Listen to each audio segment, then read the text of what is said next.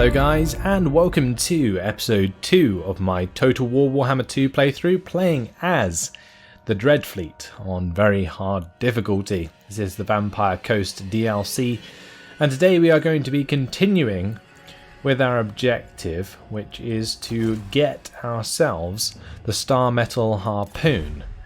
Now I believe the Sunken Land Corsairs here do have that. And by destroying that fleet, we will get ourselves 7,000 cash. So it's definitely worth doing if we can. And I think that's what we're going to be doing today.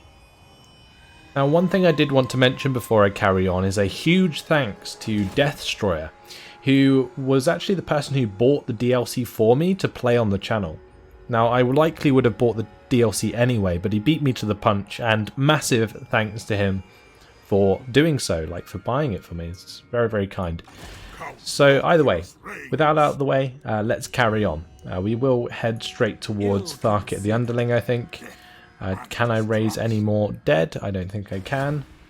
All is done.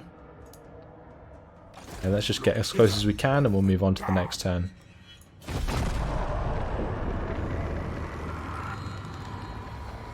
We have population surplus in the Galleons Graveyard, so if you get this cash from winning this battle, then I will be able to invest it straight back into the Galleons Graveyard, which will be really good. We have a mission issued. Ensure that one of the following buildings have been constructed: the Captain's Cabin. And technology has been researched, so +5 leadership for the zombie, pirate, deckhand, mob units. So what building is that? Is that the one here? Officer's cabin? Oh, we've already completed that, surely.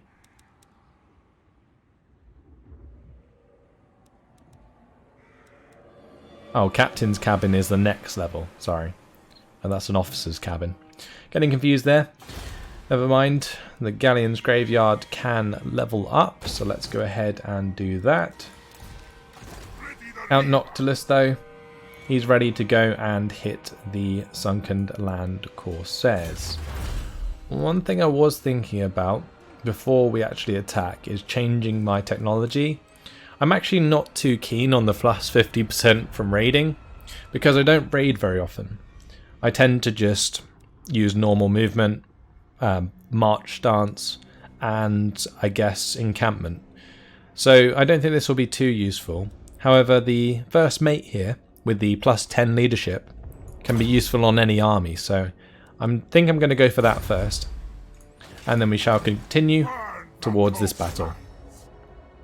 Now I've no idea what the composition of forces is. Okay, it looks like it's going to be Black Ark Corsairs, Dread Spears, Dark Shards, Dark Riders with repeater crossbows, Reaper Bolt Throwers, and Harpies. Okay, that's actually pretty scary. But it says it's roughly 50-50, so I think we've got a decent chance. Let's go ahead and fight this on the battle map.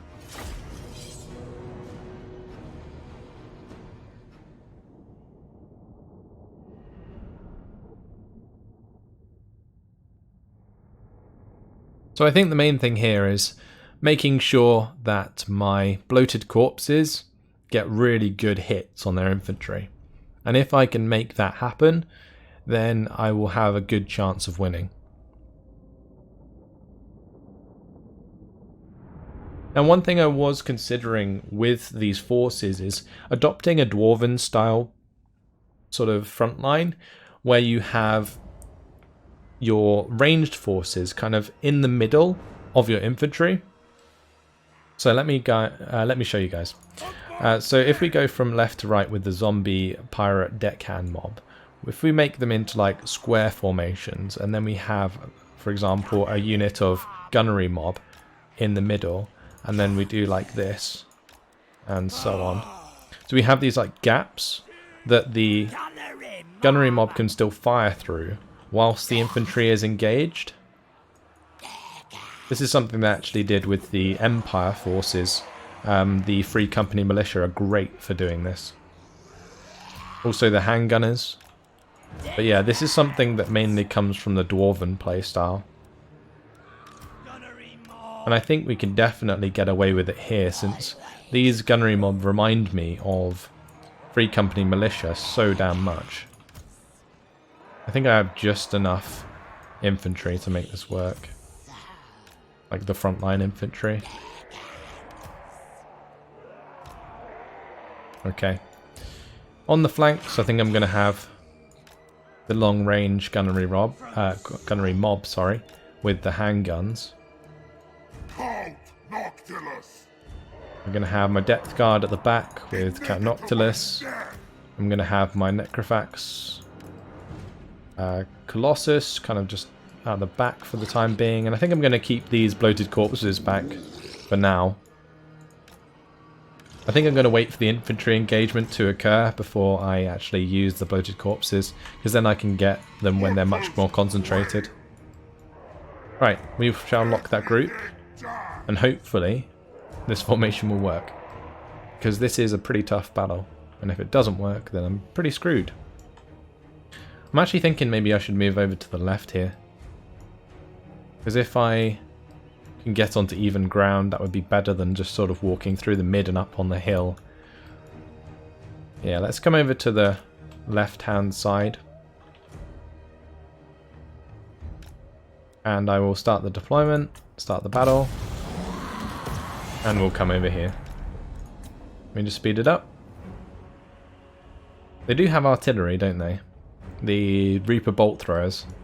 These can actually be really strong against enemy infantry. They can also be strong against my Necrofax Colossus. So I've got to be a bit careful about that, for sure.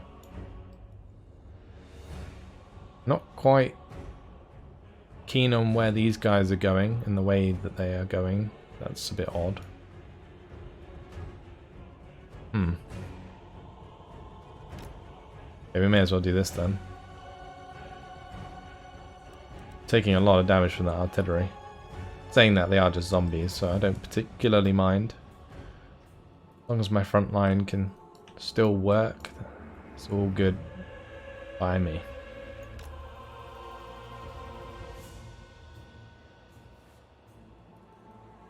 Alright, let's try and shoot some of these Dark Riders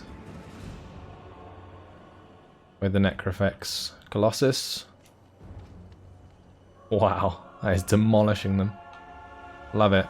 Because we don't really have much to counter the use of cavalry.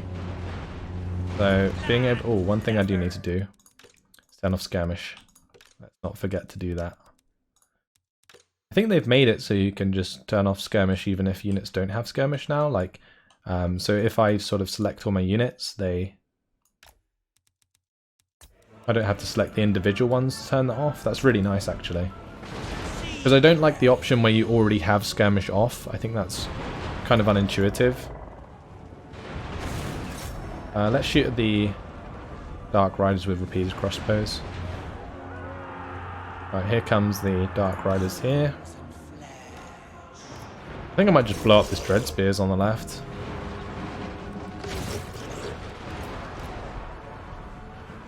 Ooh, those Dark Riders taking a beating from the gunnery mob there. That's what I like to see. And so far, it looks like we have got the upper hand. I'm going to move all my bloated corpses over to the far left side, since we are going to be just holding here. Let's move Noctilus to the front line. I'm holding the depth guard back for the time being. They're actually being targeted by the artillery though, so let's move them in. Right, there goes the Dread Spears. Done in.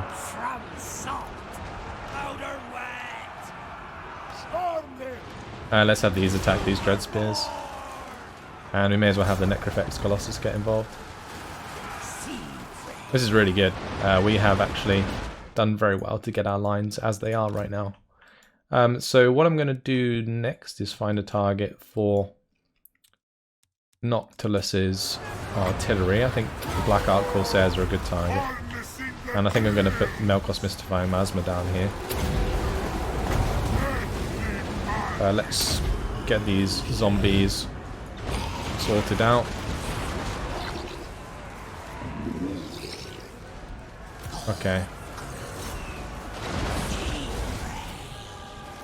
Gonna have my gunnery mob continue forwards. Actually, I know what I'm gonna do.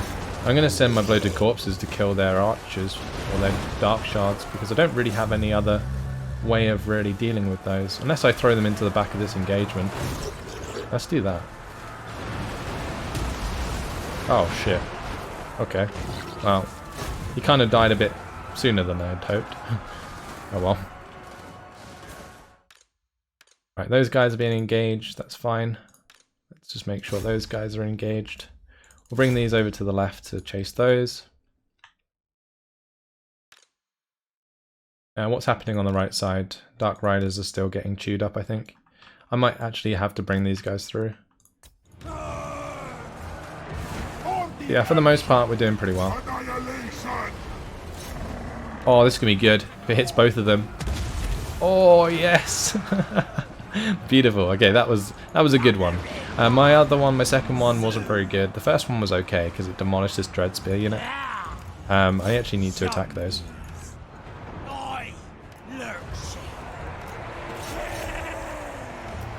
I want to try and free up the gunners and get the deckhands in there.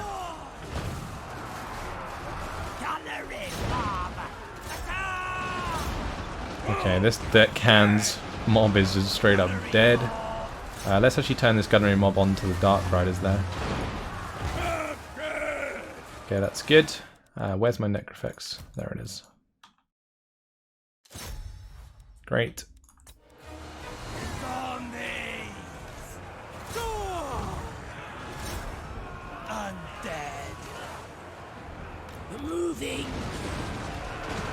I'm going to have these target the Dark Shards.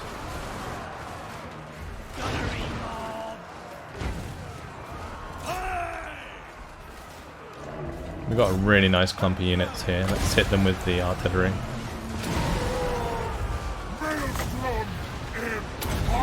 I'll also put down the Melkosmith's Fire Masma at the same time. You can do a ton of damage to them around. Boom. Love it.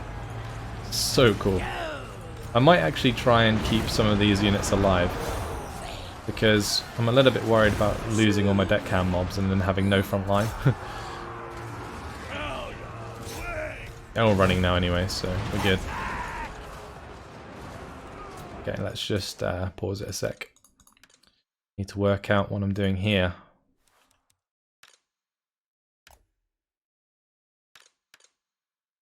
Move these to one side. Those guys can keep bogging down the leader, that's fine. I think I'll have these two units actually engage the Dark Shards.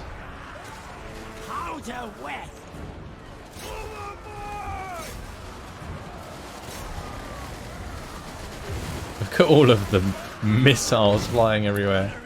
This is insane. Right, shoot those in the back, please. These have the handguns, so they're going to do a load of damage. Oh, that's ruined them.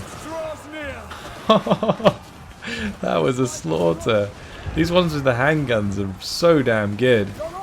I think I might keep these guys alive if I can. Yeah, let's pull all of these back. We'll just let my gunners finish the job. Fantastic. Job well done. That's victory. Now since it's an objective battle, I think it will probably kill the army. If it's like the Tomb Kings, then it will, from what I remember. So I might just end the battle. It's a Pyrrhic victory, which was to be expected. That's some very tough units. But I'm hoping that just deletes the army and we can get our objective reward. And since I kept a lot of the melee infantry alive, we're in a really good position actually. I'm still going to have to go back, I think, to the Dread Graveyard to replenish because we lost a lot of men. But we got 7,000 out of it, so you can't really complain. Now, I thought those guys did worse, but they got like 50 kills, 78 kills. For the bloated corpses, I think, well done, honestly. Let's assimilate the captives for the extra replenishment. I am oil. And we have ourselves a cinematic. The oceans roil constantly, shifting, concealing, hiding secrets beneath their murky depths.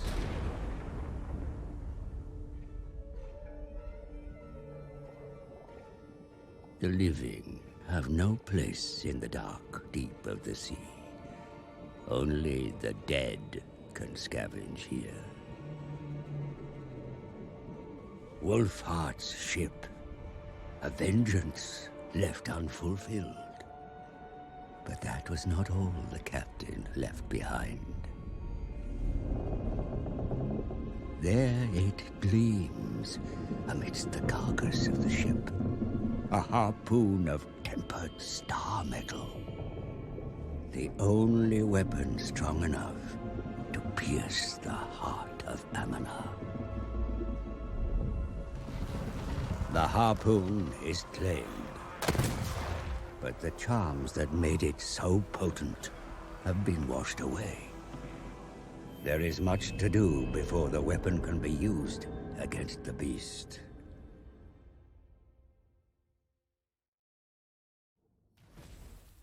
Well then, we've already completed the first objective, and we're only in the second episode. I'm not entirely sure if I was supposed to complete that so quickly, but we have, so there we go. And the mission being successful gives us 7,000 cash. We also got a forbidden rod out of that, and the sunken land corsairs are destroyed. We have a new mission issued, which is the Riddles of Ranald. The dragon stirs, awaking with fury, but forever trapped in the ash of his own making. Okay. I wonder where that is. Let's go and have a look at the treasure maps. It will probably give us an idea. Ah, that's far away. Okay. Fair enough. Count Noctilus. We are actually getting replenishment here. But I think we are going to head back towards our homeland, the Galleons Graveyard.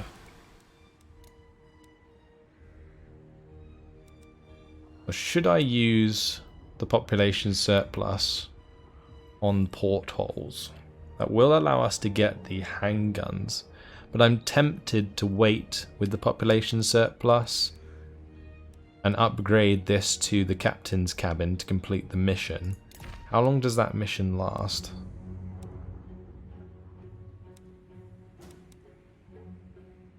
Yeah, I think it's doesn't have a time limit, so we're all good. Dreadfleet.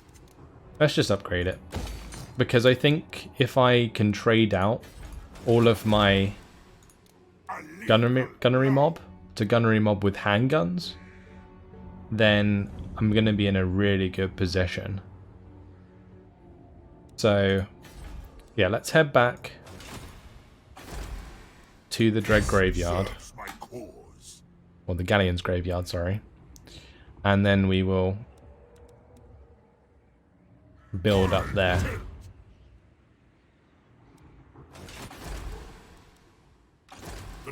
Now, Noctilus himself has leveled up. The character aura leadership effect's quite good, and the monkey jacket with the plus 5% ward save is really nice if I'm going to continue to use him in melee. Actually really strong early in the game, because ward save reduces any type of damage by 5%. The other thing that would be useful is I think the freebooter, which gives us the plus 9% income from post-battle loot. It's a lot of money in the long run, so I think getting that would be ideal. We're working towards first mate. Let's end the turn.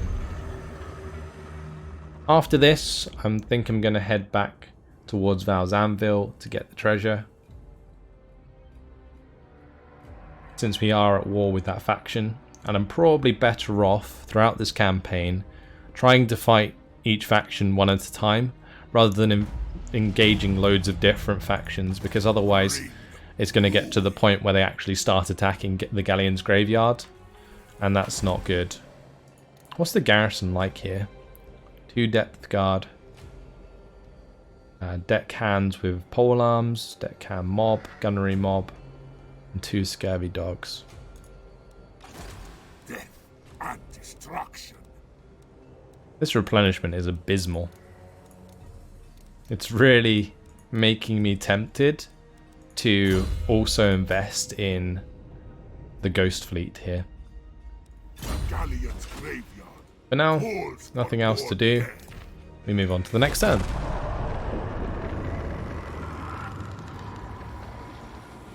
And the Galleons Graveyard will be upgraded, so I can start building more stuff there. The Dreadfleet will be able to replenish. I'm also tempted to just like merge some units and recruit new ones, because that would be quicker in general. We'll see. What's the replenishment like if we're in the Galleons Graveyard? Okay, it's actually pretty decent.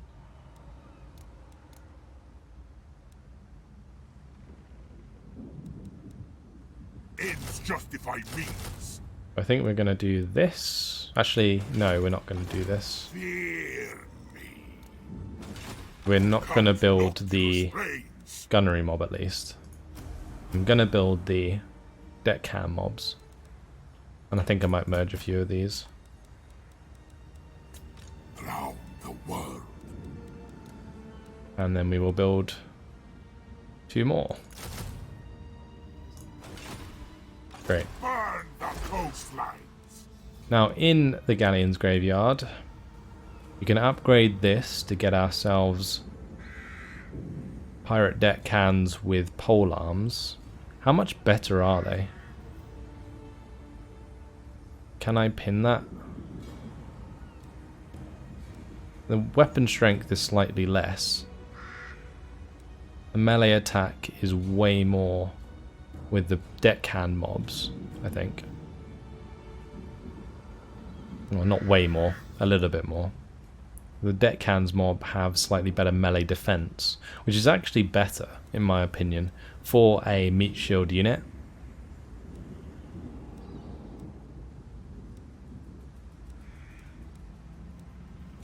And the other thing that I might want to invest in is these mortars, because I can pick up bloated corpses as I go pretty easily.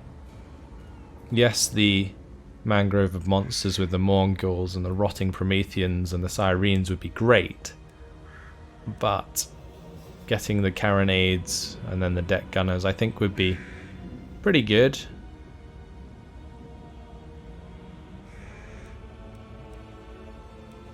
Kind of keep up that ranged playstyle. I'm not going to get the rusty pistol trove because we already have the building on the Dreadfleet in order to build the gunnery mob.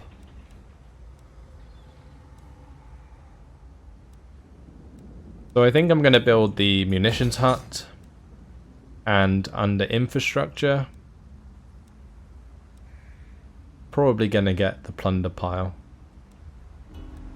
so that we increase our income by 100. Let's also upgrade the deckhand's boneyard. So that's going to be 2 more turns. If that's the case, then I might not even build these guys either. I think we'll just chill. Merge those. Merge those. Yeah.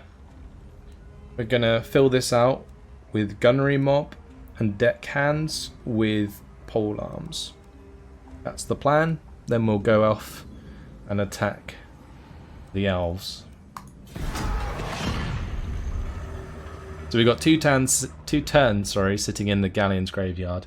Then I'll build all that stuff in 1 turn, or well, don't know if I can do it all in 1 turn, but we will see.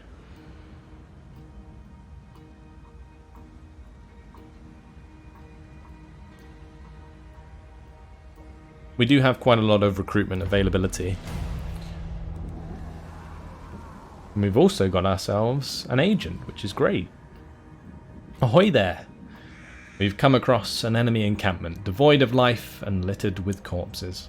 Half-devoured bodies are scattered about the clearing. The fallen dead were elite riflemen. Surely one among them will be of use to us. Or perhaps we should seek out the creature that caused this massacre. We can either get a Morngul Haunter, or the Gunnery Wight. Now, since we're focusing on using missiles, I think we're going to get the Gunnery Wight. So successfully carry out a hero action for 500 and sign a non-aggression pact with the Vampire Coast. Those are our two missions. Let's go ahead and put him in there for training. Oh, they train as well. Oh, that's nice.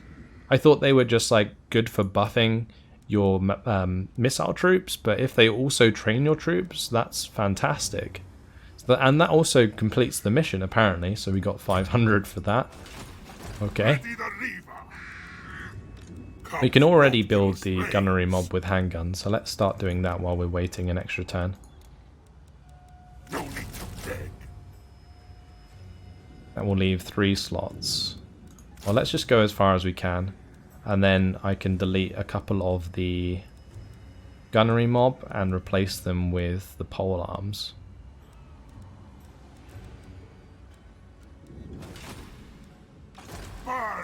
Yeah, let's end the turn. Making our army as strong as we can before we carry on. What I'm likely to do is use the first bunch of infamy that I get to unlock one of the legendary sort of leaders, so that I can have 2 armies quite early on.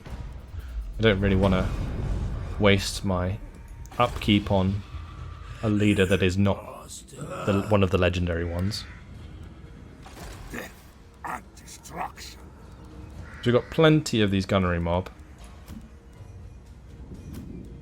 I guess the good thing about these ones is they can fire on the move. I'm going to get rid of a couple. I should probably build a mortar. As my power ascends. And we're going to get the pole arms there. So that's my frontline infantry. And then I think possibly it might be a good idea to get some bombers.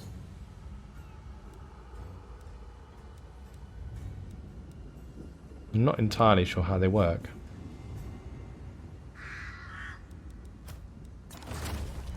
Ready the reaver.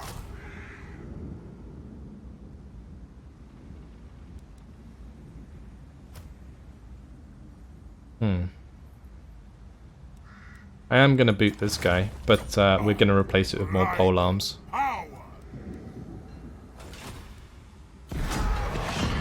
So we're going to be here another couple turns. This may seem like a waste to some of you guys, but personally I think like having a really decent army that I can just jump from objective to objective with is much better than having to like constantly replenish my force. I mean, I will be replenishing anyway, but I'd rather be replenishing decent units. Count Noctilus reigns. Making the most of the cash we have as well. Nothing shall stop me. So we move out next turn. And we will have like first mate researched. So all good. I think this is actually really cool. I am enjoying this campaign. It is quite slow, but I can just imagine what's going to come next.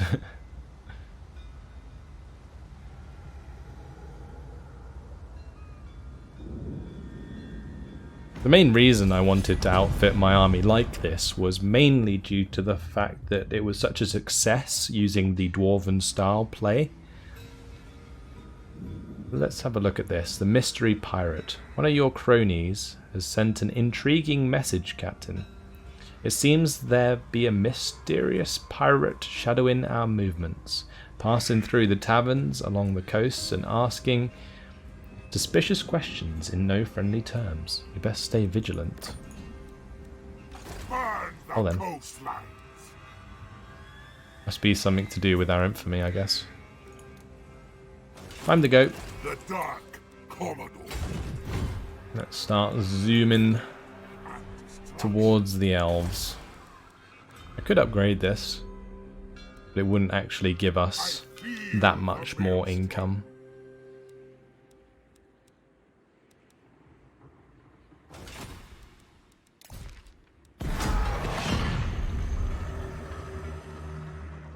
We'll keep flying through the turns. By the time we actually attack the elves, we will have the +10 leadership follower.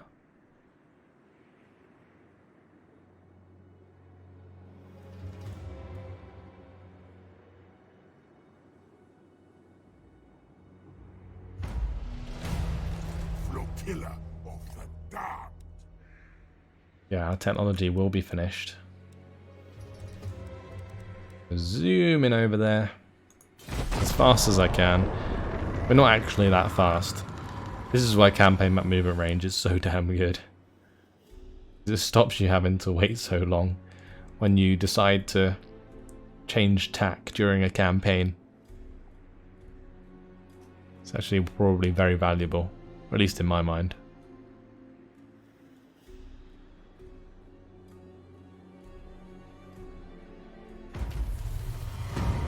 Right, there we go. We got ourselves a first mate, and we also got the extra campaign map movement range from spending multiple turns in fast move. Or force march, sorry. Let's have a look at the research. Where do we want to go next? This one might be quite nice, the Seascape Artist, for the extra 10% campaign map movement range.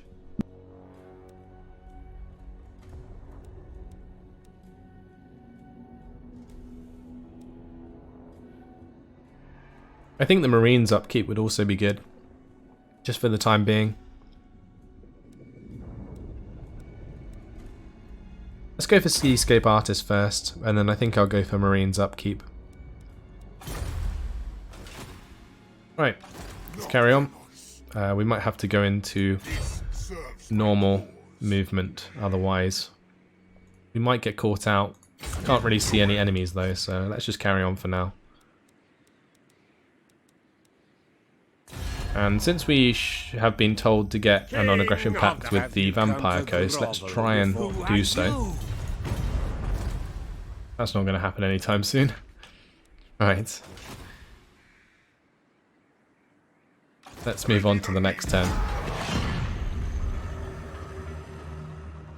And one good thing actually about having a mortar with us is if there is any walls, I think we can just straight up attack them. Because it will class as a siege equipment.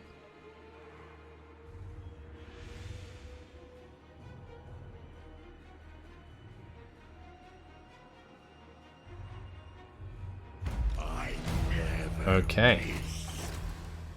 Get in there. Where is this settlement? Ah, there it is. Go, Reaver! Ends justify means. Jump onto land. You can attack it next turn. There's no army here, so it's free game. Now Rich Wake, our gunnery wight, has leveled up. And I'm tempted to max out training before I do anything else.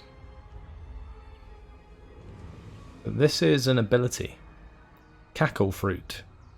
Powerful explosion. Magic missile. Could be useful. The enchanted ballistics is nice. That's for sure.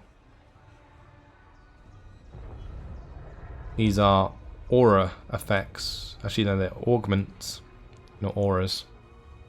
So I'm assuming that's an ability that you cast. This is a passive ability, the Dead Eyes. Let's go for Cackle Fruit. That will unlock enchanted ballistics and Dead Eyes. We'll grab those two. What does more powder do? Replenishes ammunition. we can reduce the cooldown of that. Let us blood Cool. those nice threads. So we're going to be able to play around with him in this battle against the High Elves. But unfortunately, guys, it has been my time. So look forward to the next episode where we will be taking on the High Elves. I actually haven't played against the High Elves much before. We had that brief engagement with them at the start of the campaign, but this episode we engaged the Dark Elves. Now we're going to be back fighting the High Elves once again. We'll try and do as much damage as possible. Get ourselves a bunch of cash from sacking or raising, whatever gives us more benefit. But that's all for now. Hopefully you guys have enjoyed it. Thanks for watching, and I'll see you in the next episode. Goodbye.